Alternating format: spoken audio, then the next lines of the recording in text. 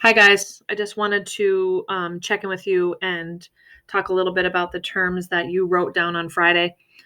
6 hour, you just wrote them down, and it's fine. We didn't have a chance to go over these in very much depth, so I wanted to make sure that we're all on the same page moving forward. I feel pretty confident that you understand the concepts behind imperialism. Just a reminder that imperialism, of course, is the desire or action of one people controlling another, usually directly, and directly is through colonization. So the idea is if a country is engaging in imperialism behavior and they are directly controlling someone, it's usually through colonization. It doesn't have to be a colony, and we're going to talk a little bit about that when we get into some of the other aspects in this unit. So more to come on that. Nationalism is pride and devotion to one's nation. A lot of times I like to say that nationalism is like patriotism on steroids. It's exceptionally intense. It's more than just wearing red, white, and blue on the 4th of July, for example, or shooting off fireworks. It is decisions that are made that are going to put the country in the best position possible to be successful. Nationalism is a belief that the nation's best interest will come at the cost of others potentially. That countries need to do whatever they need to do to put themselves in the best position possible to be on top. Nationalism drives imperialism. So if you are a country who has developed and you've gone through the Industrial Revolution, for example, during this time period, and you have nationalism, you want to do things that are going to make your country stronger, to make them more wealthy, to make them more powerful. And during this time period, it will be colonizing or engaging in imperial behaviors in relation to others. So nationalism drives imperialism. Imperialism is going to help countries to become very powerful and very successful. And of course, that power and success is going to bring more pride to the country. So if a country has developed, nationalism will encourage imperialism.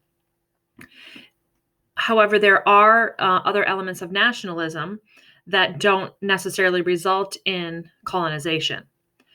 If we take India, for example, Great Britain colonized India. The British nationalism to be the most powerful drove them to gain colonies. India became the colony and Great Britain was the mother country.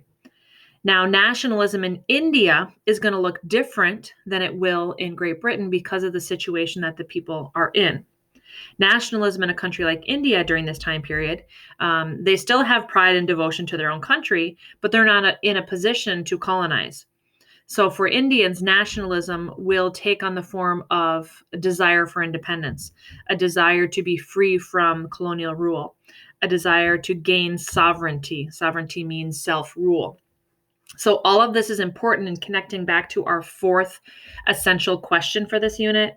And that essential question was basically, what's the general impact of imperialism on both mother countries and colonies? So for mother countries, nationalism encourages imperialism. If you are a colony, nationalism encourages independence, sovereignty, freedom. So it's really important that you understand the relationship between those two, because nationalism can take on different forms, or it can result in different behaviors depending on the situation of the country.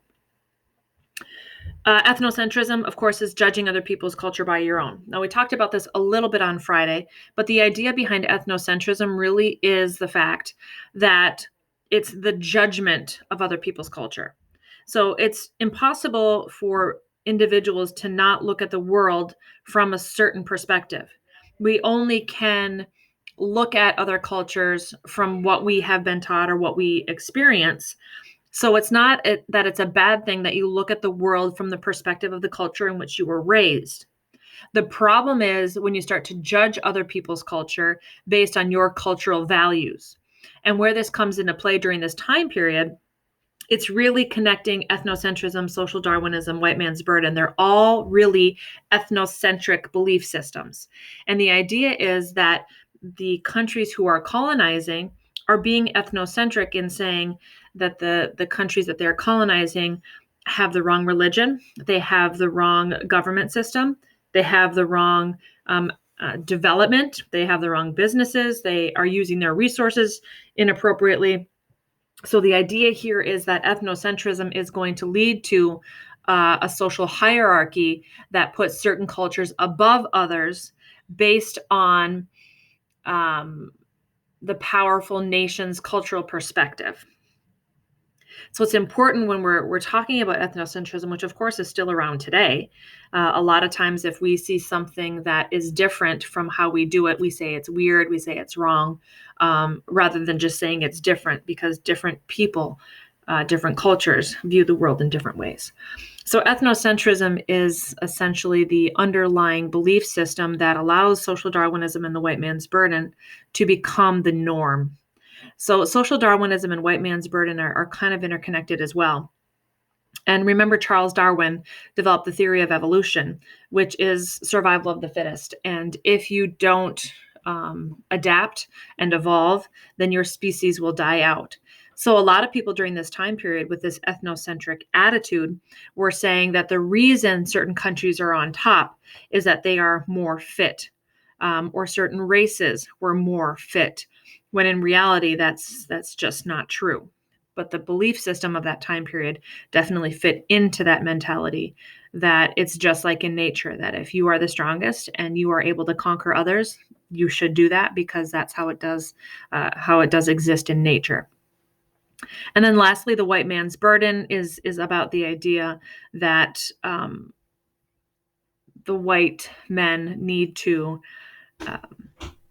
take care of non-white peoples in less developed countries. So the idea ties in perfectly to ethnocentrism, because it's the concept that the British, for example, see themselves as superior to the colonies in which they control, and therefore it's their obligation to spread their cultural belief systems and values and language and religion, and to brighten, so to say, areas of the world that have not been exposed to their cultural belief system. So hopefully that helps tying some of these together. They are really important terms that we will discuss through the rest of the year. So understanding the basic nature of each of these terms is really important.